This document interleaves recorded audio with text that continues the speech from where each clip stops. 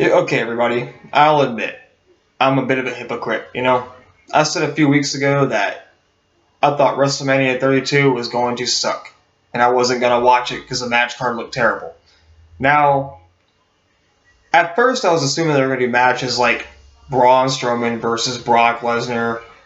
They're still doing Roman Reigns versus Triple H, but here's the thing. Maybe this WrestleMania won't be as bad as I thought it'd be. I was not expecting Shane McMahon to come back. And I wasn't expecting matches like Dean Ambrose versus Brock Lesnar, no holds barred match. And nor was I expecting Shane McMahon versus The Undertaker in a Hell in a Cell match. Like long-time wrestling fans, you all know who Shane McMahon is, and you know how good Shane McMahon's matches can be. Now, Shane McMahon, back in the day, whenever you watched him, you knew it was going to be a good match. He had a great street fight with The Rock, a great street fight with Kurt Angle, a great last man standing match with The Big Show, an awesome street fight with Test, and a decent match with X-Pac at WrestleMania 15. Shane McMahon has good matches. I like watching Shane McMahon's matches. We'll look at his matches with Kane as well. Now Shane McMahon, he's a great performer. Regardless of the fact he's a businessman, he's a great performer. Great edgy hardcore wrestler. I mean, he even knows a lot of wrestling moves, like a sharpshooter, etc.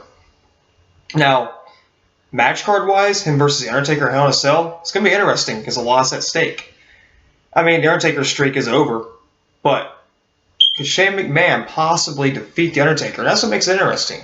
Could Shane McMahon possibly defeat The Undertaker and be in control of Raw and SmackDown? And the thing is, it's interesting to think about. What will happen? What will they do? Will Sting maybe appear at WrestleMania 32 and cost The Undertaker the match? Will Shane McMahon be the second guy to end The Undertaker? Or would all this be manipulation and The Undertaker defeat Shane McMahon? Which I could see that happening somewhat.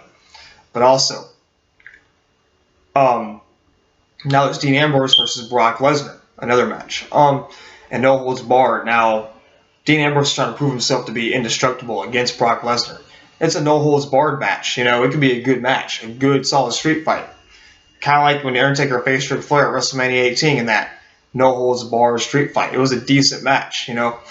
Now, you ask yourself this: could Dean Ambrose possibly defeat Brock Lesnar at WrestleMania 32? What if it happens? Doesn't seem likely. It doesn't seem likely Shane to beat The Undertaker. But in your mind, you think, could Dean Ambrose do it? Could he defeat Brock Lesnar, the same guy that ended The Undertaker's streak at WrestleMania 30? Could Dean Ambrose then be in line for a title shot against the winner of the main event, which we'll get to in a minute? No. So else think about. Could Dean Ambrose take the fight to Brock Lesnar? I'm kind of interested to see it. It could be a great, solid, hardcore match. You got a Hell in a Cell and a no holds barred match right there. Then you have Sasha Banks versus Charlotte. I'm rooting for Sasha Banks. I love to see Sasha Banks become the new Divas champion. Something I'm looking forward to. Now, I'm not gonna go over all the matches. I don't know what other matches there are available. I mean, they might do Dudley Boyz versus the Usos, and maybe AJ Styles and Chris Jericho teaming up for the tag team titles at WrestleMania 32. They're gonna have an unnecessary pre-show match that sometimes I think the pre-show match should be on the card. To add to WrestleMania to make it a bigger pay-per-view. You know what I mean? Give it more time, I guess. Let's see what else. Maybe Ryback will face somebody. I don't know. They might do Kevin Owens versus the Big Show in a rematch for the Intercontinental Championship. Kevin Owens finds someone his own size to pick on. Maybe the Big Show can beat Kevin Owens. Knock a KO versus KO. You know what I mean? Now, that leads on to Triple H versus Roman Reigns. Now, you saw Triple H batter and bruise Roman Reigns. This is the match I'm least looking forward to at WrestleMania. But at the same time, whether or not I care if Roman Reigns becomes a 3-time champion or if Triple H retains, I still wonder, it could be one of those matches that could go both ways. The fans will either boo Roman Reigns out of the building or cheer Triple H. We don't know what's going to happen. I don't even know who I want to win the match, honestly. But it is interesting that because I don't care, I am kind of interested to know who's going to win. Will Roman Reigns become a 3-time champion and leave WrestleMania 32? And hopefully he has a new attire. Not that weird crap he wears. And Roman Reigns wears his armor stuff. He used to wear like tights back in like NXT. I think he looked better in like that, like in a gay way. He looked better in like tights, you know.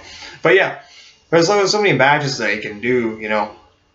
And I can see Sasha Banks defeating Becky Lynch, by the way. But like, you know, it's shaping up to be a decent WrestleMania with a lot of things that I'm looking forward to seeing, whether the build-up is bad or not. Maybe WrestleMania 32 won't suck. I'll probably buy it on pay-per-view. I'm going to check it out. I'm going to watch it. I'm going to watch the end of WrestleMania season. I don't know what's going to happen from there. But, you know, maybe they don't need John Cena versus Undertaker at WrestleMania 32. Maybe Shane McMahon will be okay. More all on stake. It'd be pointless for John Cena to defeat The Undertaker, you know, although I do want to see that match. I don't know why. Not much of a John Cena fan, but yeah, maybe WrestleMania 32 won't be that bad. That's all I want to say. I gave you my thoughts on the matches, and I hope you guys tune in. Thank you very much. Have a nice day, and bye. And WrestleMania 32, I'll be waiting for you.